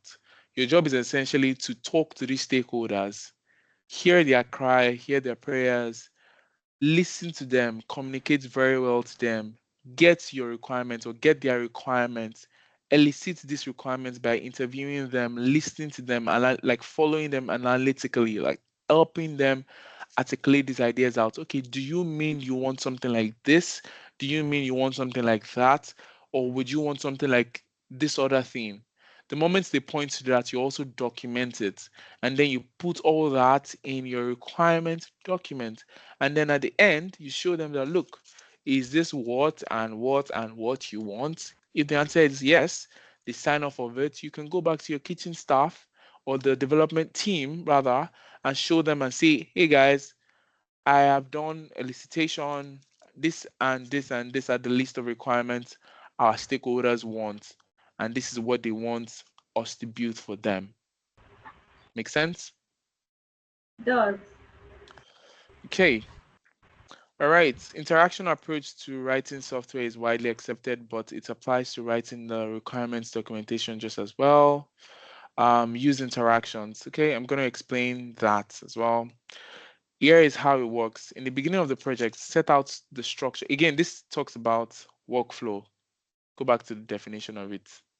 General principles in writing a requirement document. Principles, and it's general. It's not most principles, it's general. You don't have to follow it, but it helps you with the workflow. Avoid unnecessary work. We already spoke about that. Okay. Use interactions, iterations rather. Did I just say interactions? Iterations. Iterative approach to writing software is widely accepted, but it applies to writing the requirement document just as well. Here's how it works. In the beginning of the project, set out the structure of the requirements document. And at this point, the document will have a little more than sections headings, but that's useful since it gives the structure to your work. Okay, I'm going to explain that.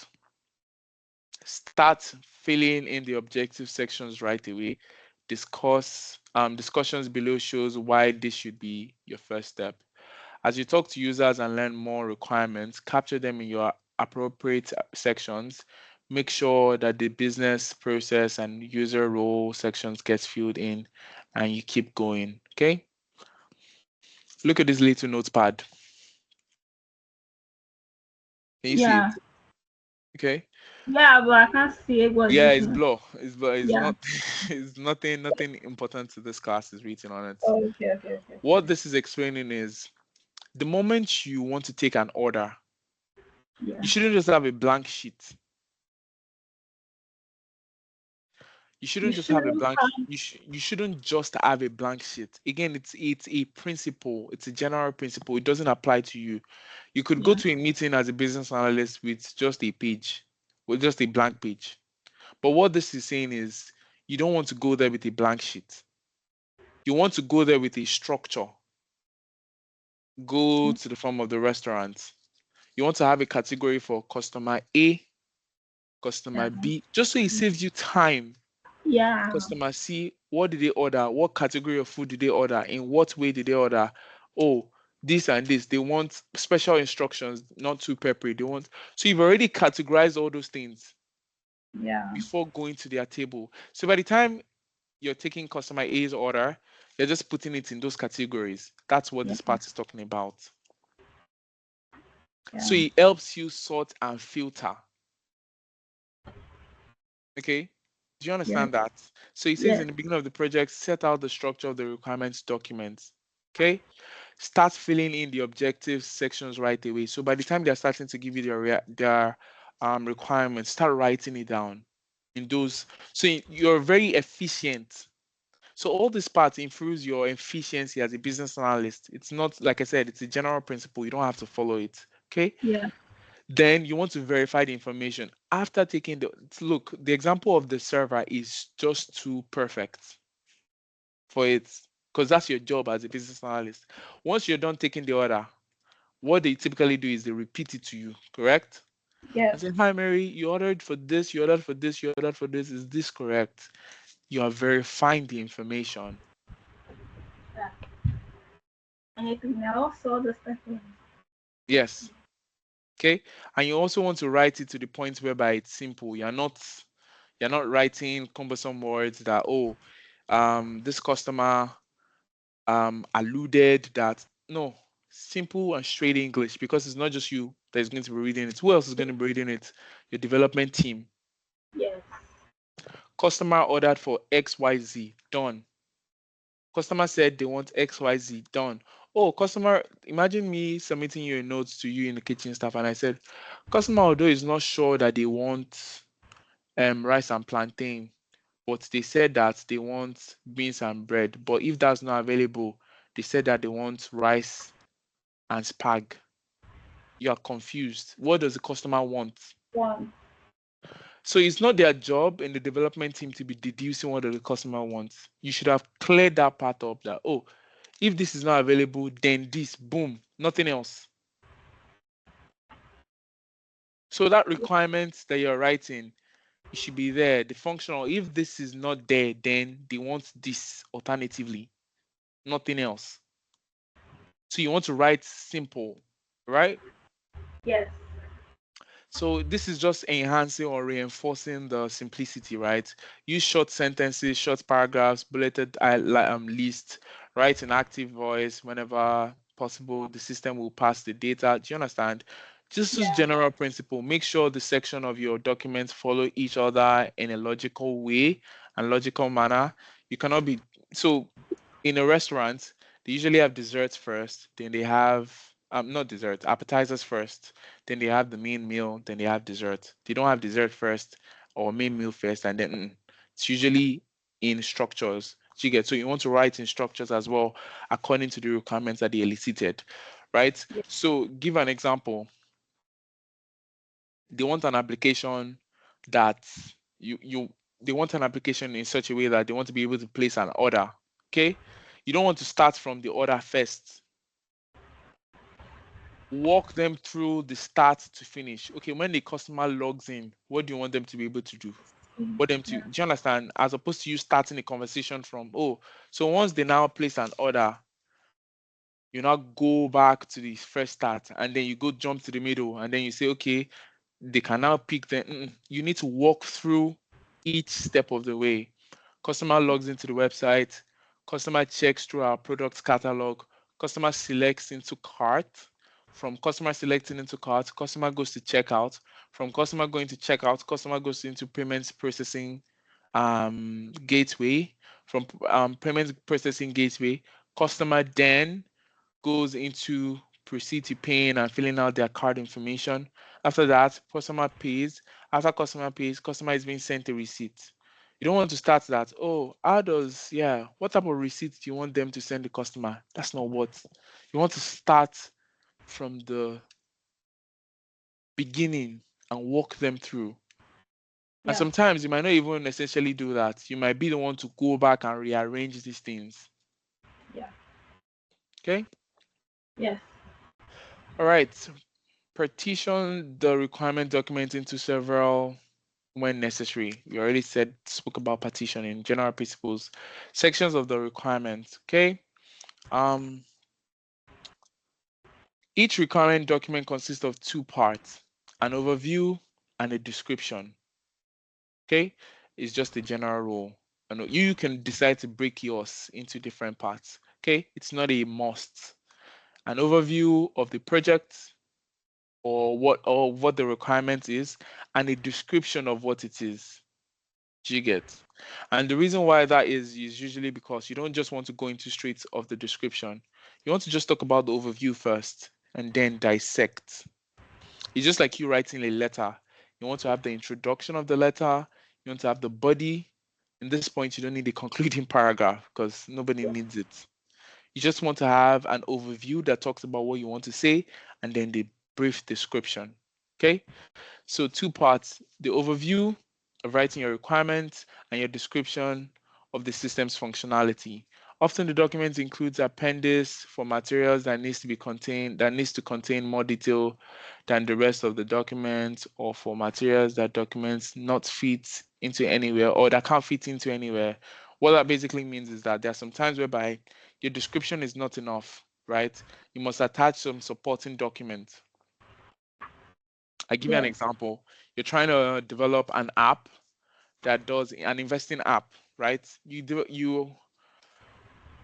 basically give the overview of the investing app.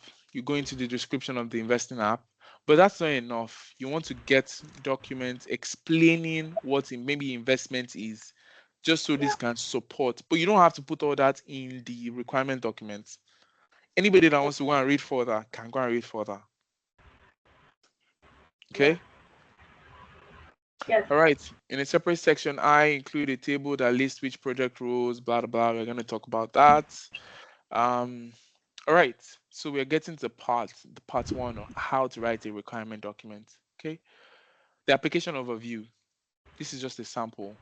Again, this part of the requirement document serves to present the big picture of the application. Think of this as an introduction, okay, into Yes. your letter, right? Or in the context of the letter, you're writing a formal letter, you have an introduction. Here you lay out the objectives of the application, how it fits into the business process of the company, how it relates to other systems, other software systems. The section listed below, I'm going to talk about that. So this point is just overall. So you're making jollof rice. Talk about jollof rice. How jollof rice is going to help make more sales, how it fits into, if we don't have this, then people are not going to consider us an authentic Nigerian restaurant. Like you're just making a case for what you're doing. Yes. Please give me a moment, please. Just one moment. Okay.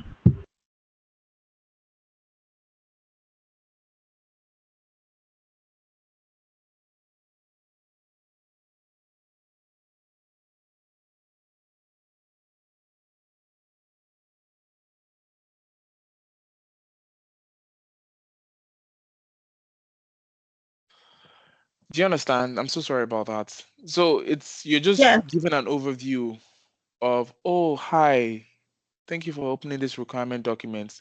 In this requirement, we are talking about making jollof rice. Jollof rice is important to Mary Aligbe kitchens because it's one of the most important cuisines in the Nigerian dish or sets of dishes. It's also important for us because a lot of Nigerians in Manitoba here love jollof rice. It has also a significant dish because without this, a lot of people won't think we're authentic. That's just an overview. Yes. Okay, Yes. right. You now want to go to the objectives. Again, overview is you're just given a big picture of why you need to develop the application. This application or this banking application needs to be developed because X, Y, and Z. It ties to the company's overall goal. It helps the company makes more money. It does this. You don't have to be putting all that. It's just how it integrates. Okay, we need this application developed because, say for Okay. example, you're developing an order management system. We need this application developed because our current order management system is currently disrupted, and we need to be able to upgrade this as soon as possible to be able to handle customer demands as at this time. Yes. Simple, clear. It might be 5 sentences, 3 sentences, 4 sentences, depending on how humongous the project is. Then you Yes. want to talk about the objectives. First, answer the question, why are we doing it? Okay. Then Yes. this is the objective. You're talking about why. You must determine the business objectives of the project early on. Without clear objectives, your project has little chance to succeed anyway. So it does not make sense to move on until the objectives are clear. Objectives of you having jollof rice. Objectives of you developing an order management system for a retail organization. What are the objectives? What are you trying to achieve? What's the goal? Are you trying to meet the overall $1 million sales mark? Are you trying to meet $1 billion sales mark, depending on the organization you work in? Okay. Then you want to Yeah. elicit these objectives, ask the business experts, development managers, and the project sponsor the following questions. What business objectives? Your business experts could be people in the management team, Yeah. development managers, your vice president, your director of sales, or the director of marketing, not marketing, director of sales, director of engineering, director of products manager. You want to ask them for the object. Why are we doing this project? Why? Why do we want to have jollof rice in our cuisine? Why Yeah. do we want to have this order management system? Why do you want to create it? Then those guys will be the one to tell you the why. What business objectives of the company will this project help? Oh yeah, that's when they'll now tell you this. So from there, they don't even have to sit down with you. You might be in the meetings when they're talking about this thing, but you're already knowing the objectives of this. Yeah. Do you get? Okay. Yes.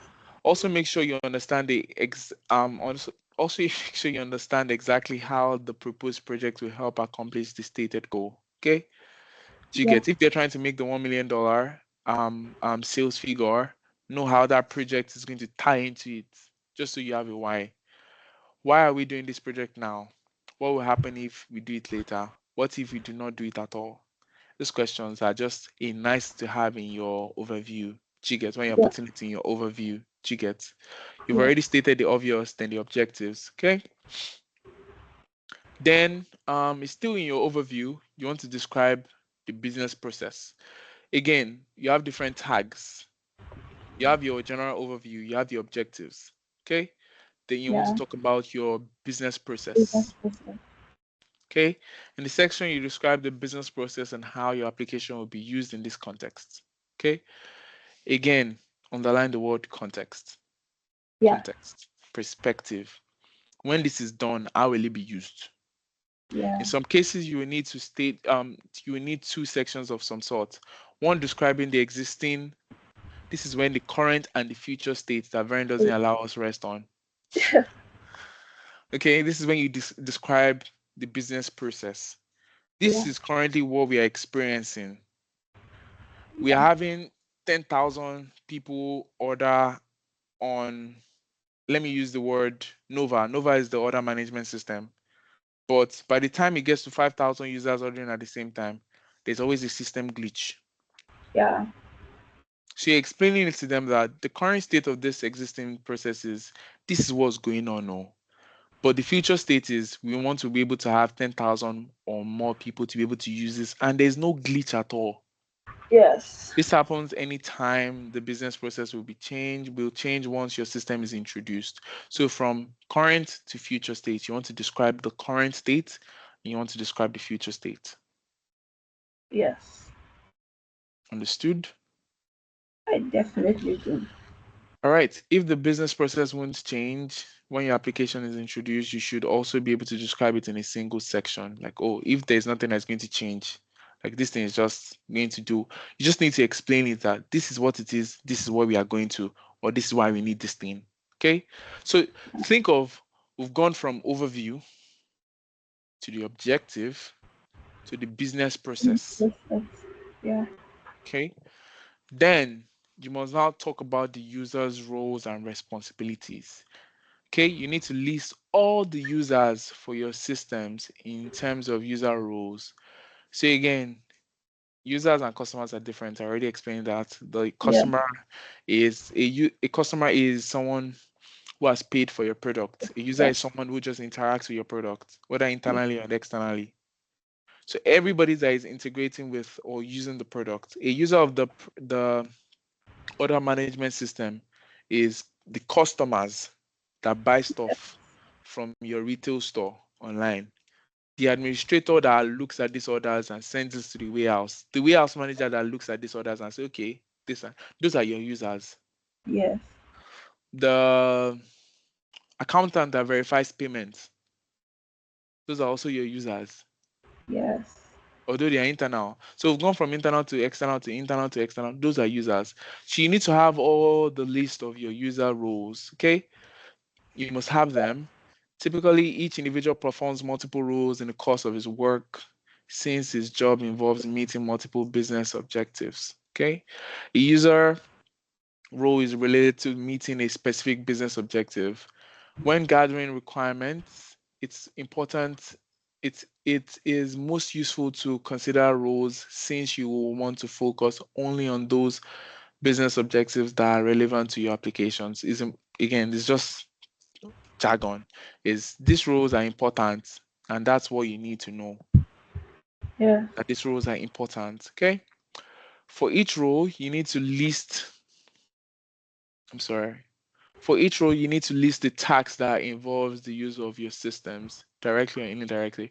Remember when we were creating the RACI matrix? Yes.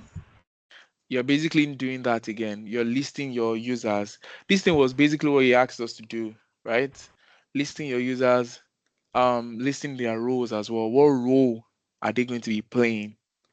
Do you get? Yes. Yes. Consider the Yes. time in describing tasks, their relationship. Different sets of tasks may be performed at different times, daily, monthly. Several workflow diagram may be also needed at this point in time. Once you have written the objectives, the business process, the users and their roles and responsibility sections, give them to the business experts to read. Business experts can be your product manager. Business Yeah. experts can be the management team, someone in the management team, maybe director of engineering or something, right? Give it to them and say, is this person really this person? This Yeah. business process that you've described, the current state and the future state, is not just you. You're also making sure that they are validating it. Just so when you're done, they're like, this system is not supposed to do this. Why do you have this as your business process? Yeah. Your business process, current state and future state. Why do you have this as your business process? This system is not, this is not what it's supposed to do. You want them to be able to critique and give you feedback. Also, they can tell you, Matthew is on this project not as a product manager. You need to change that. Matthew will be working as a quality assurance analyst on this project. Okay. So those guys can essentially overlook your work and they can change stuff. Yeah. So he says if you and he or she agrees on what is written, congratulations, you're good to go. You're well on the way to standing, blah blah blah. Then the next process is interactions with the system. This all is still under application overview, right? Yes, Okay. this is still That's part one. yeah. Part one. Your application overview. Okay. Okay. Yeah. All right. Interaction with the system. Okay. If your application is a subsystem of a larger system, this section should have two sections, subsections. Do you understand that? This It's not a section. no. If say for example for you of learn, right? If you're Yeah. developing a subsection under learn, right? Say Yeah. for example you're developing learn for teachers. First of Okay. all, what that means is you need to have Learn in this in it in your document, describe Learn, and you also Yeah. need to have a subsection for Learn, but for Yeah. teachers. Just so if somebody is reading the document, they are not lost. Yeah. That, oh, where is this coming from? Yeah. Do you understand? So there's Yeah. Learn for teachers, Learn for students. So if you are doing if you are doing requirements for Learn for students, you need to have the Learn itself and then Yeah. have the subsection. So if your Yeah. application is a subsection of a larger one, this section should have two subsections, still one and two. Yeah. Okay. So in one, you describe the interactions between how they interact. That's how you describe it. Okay. How the larger system interacts with the lower system, how the lower system, the subsection system interacts with the upper system. Do you get? These are technical terms. The reason why you can't have much perspective to it is because you are a user, like you're a student. You can't know how these things relate. But if they show you the back end, like okay, Yeah. the moment a teacher registers their email and their password, it automatically takes them to another interface. Now, once they answer, oh, are you a returning teacher? It takes them to another place. Oh, yes, if you're a returning teacher, what departments do you work? Extended education. Okay, it takes them to another place. But we don't see that because we are students. Yes. So you want to be able to break those things down in this process. Like, okay, it goes from this to this to this. Yeah. This is you describing also like the process, the interactions with it. It's like, okay, if it's a new system, you can just describe the entire new system. But if it's interaction of between systems, you must also describe it that oh, this is the current interaction of what in short, concise terms, because people that are using or people that are developing these things, they already know what you're talking about. You're not taking 2 pages to talk about it. Okay. All right. Legacy systems again. Legacy. What's legacy? Historic. Yeah. Replacement of old systems. It's a must have. If you're replacing an old system, your application replaces any legacy systems. In this section, you describe the bootstrapping required for switching production from the legacy to the new. You're just describing what you're doing from the old to the new. This is what it requires. We are going from 2013 Microsoft to 2016 Microsoft. this and this and this and is what is required to go from this. We need to have Microsoft team come on board to be able to do XYZ for us, to be able to train us, and then have Microsoft 2016 on our systems. You're basically just describing it. If you have a project, we'll of course we'll talk about projects and then we'll get more into this. Okay. All right. You're also talking about production rollout considerations. Production rollout is when are you launching? In addition, each either this section or appendix in the requirement documents or a separate document should include discussions for populating the system data for rollout. When are you going live? Oh, we are thinking about going live in this and that on the 1st of October 2025. And by the time we go live, we're expecting to have transaction volume of 1 million, or we are expecting to have 10,000 customers on that interface at once. You also want to have a place for terminologies. Your accountants could be reading it, or could be using your accountants could be reading this requirement document.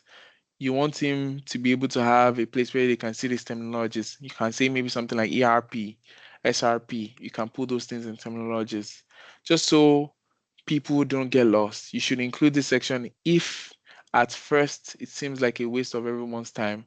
Once you show it to people, you think maybe to be surprised to learn that everyone understood the terms are the same after all. What that means is that it's not everybody that will understand what ERP is. Not everybody that understand a technical term. So you must be able to put it there and say, okay, this is what this technical term means, or just so in case you're looking for it. Okay? Yeah. Again, that's in your overview. We should end the class very shortly. It's way past time. So yeah, excuse me.